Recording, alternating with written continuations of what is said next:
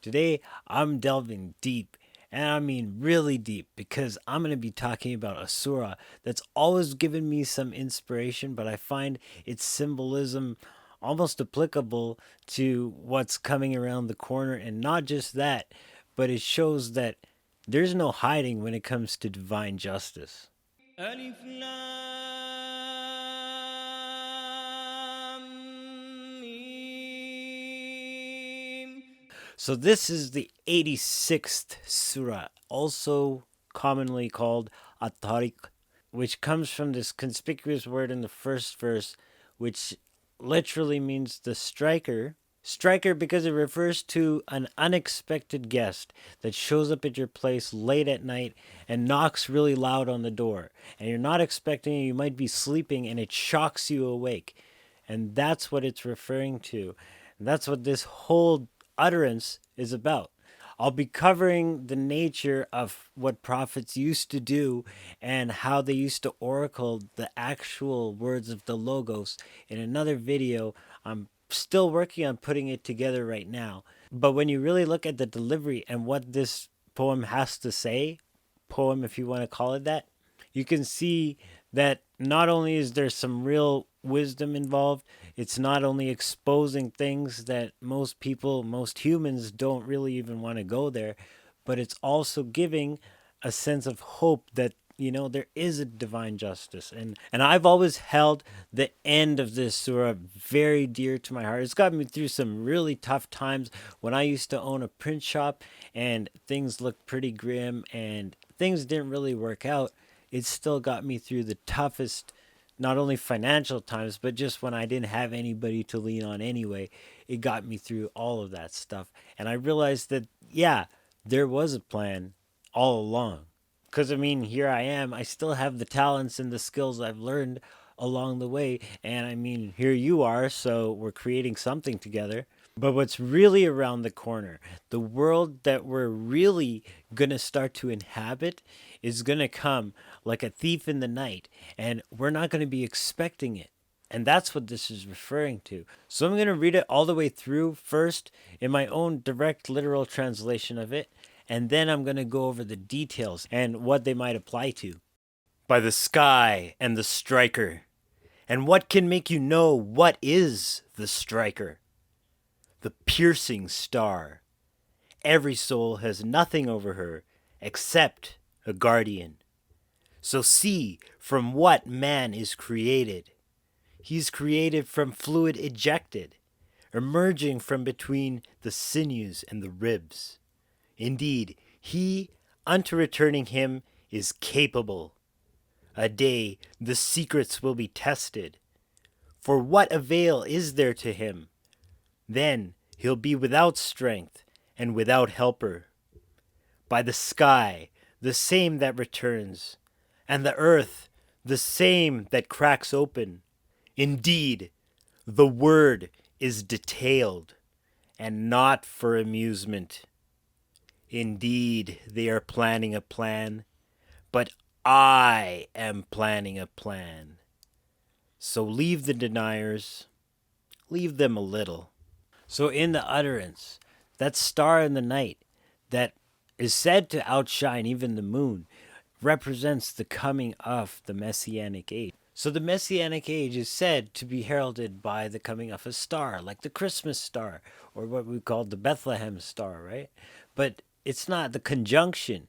This star is said to outshine the moon. So be it symbolic or metaphorical, it's coming, and that's what people aren't expecting. And that's kind of like the abomination of desolation, the lawless one to set himself up in the house of God. Is that what we're looking at right now, and we just were expecting it to play out a different way? I don't know. I don't think so, but there's a lot of symbolism playing out right now as we speak. And that's why I say that this utterance is very relevant, because it talks about everything being exposed. After it describes the nightcomer, the striker, the one you're not expecting as the bright star, the piercing star, it suddenly seems to change the topic and say that there's every soul is out there, but it has nothing over it except the guardian. So what does this really mean? Well, for one thing, it means that you really don't have your material possessions. For one thing, they're fleeting. But secondly, they're not even exist in the realm of spirit anyway. But what the soul really has over it is a guardian, someone to watch it and not only make sure that nothing goes wrong, but to make sure that justice and make sure that all loose ends are being tied up and nothing's left uncompleted. Because where justice is due, justice needs to be served. And then it goes on to challenge the very nature of who we are. It's saying, look at what you're made from. You're made from this, you know, I won't get too graphic here, but the words are pretty graphic, and you know that this utterances don't leave anything out. They tell you things like they are, and this is why they were so important in the ancient world. People had to consult these people. Kings had to consult these people whether they wanted to go to war or not. These were the prophets of old, and they controlled the whole of society. And they spoke out about tyranny. They spoke out against rulers that were unjust and things. And that's why they were persecuted the most in the ancient world. But mind you, they were speaking on behalf of this utterance that's coming through from within them, and got a lot of them in trouble because it caused them to speak out about a lot of corruption. And what we're seeing today is corruption. But even this utterance says that by the sky that returns, it's referring to the year.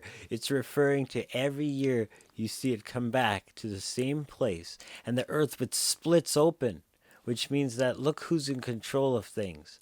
The word is decisive. It tells it like it is.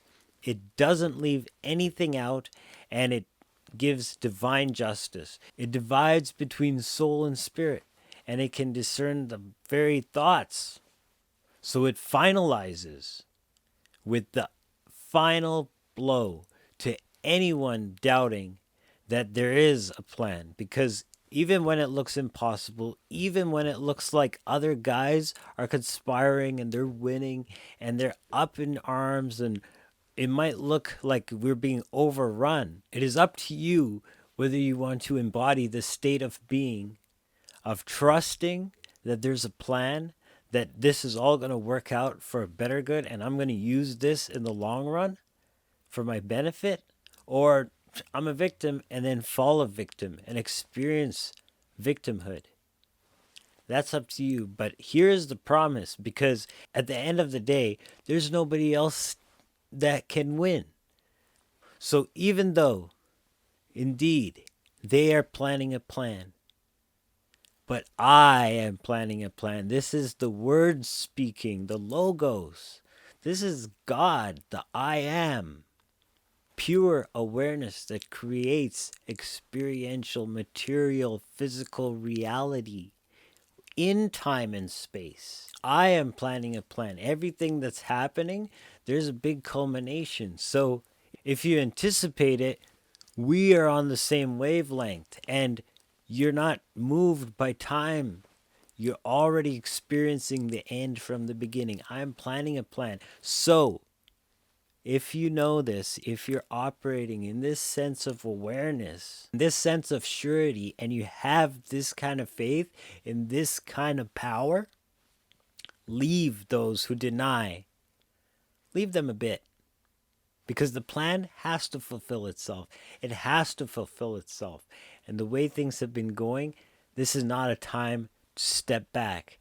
This is a time of pressing forward. This utterance has gotten me through when I thought that I had lost everything and money was just like pouring out of my business like you wouldn't believe, for things that didn't even make sense. But through everything that led up to me having to close everything down and get rid of everything overnight, but everything that I learned and all the skill that I developed and the connections that I made and everything that happened during that period was experience, and that did I take away with me. And because of that, there is a plan, and I'm still using those skills today in a much greater capacity and with much more success, mind you. So I do see that there's a plan, and I still don't see the end of it. Who knows what that is except awareness itself. But we see that if we leave don't get caught up in the drama. That's wisdom right there, right? But if we see that there's a divine plan and embody that state of being, we will actually be part of the experience of experiencing that fulfillment unfold. That's the way reality works. If your mind is full of victimhood, you'll end up experiencing the victim role. And that's just the way things are. So, with that being said, I want to wish everybody an amazing day. Stay the course because this has to play out. And it is playing out. It's playing out on levels that we can't see right now. And they're percolating into this reality piece by piece, event by event. And like I said, in a couple months, things will be completely different. So, stay the course. Agape, Salaam, Namaste.